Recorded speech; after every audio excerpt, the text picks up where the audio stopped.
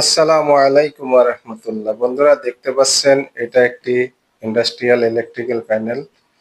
এটা ওয়্যারিং করা হয়েছে, ট্রান্সমিশনও করা হয়ে গেছে। ২ ইঞ্চি পাইপ দিয়ে একটি মেইন কেবল দিয়ে আসা হয়েছে, তারপরে ব্রাঞ্চ কেবলগুলাও বের হয়ে গেছে।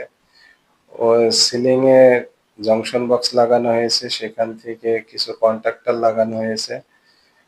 এগুলা পরবর্তীতে ফল সিলিং দিয়ে সব ঢেকে দেওয়া হবে। আর এই যে কাঠের ফ্রেম করা, এই কাঠের ফ্রেম গুলা হোলসো দিয়ে হোল করে করে পাইপের ভিতর দিয়ে ঢুকায় তারপর পাইপিং করা হয়েছে।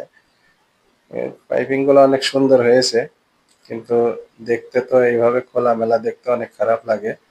এর নিচ দিয়ে আবার ফল সিলিং হবে জিপসন বোর্ডের। ফল সিলিং হয়ে গেলে তখন দেখতে আরো সুন্দর লাগবে।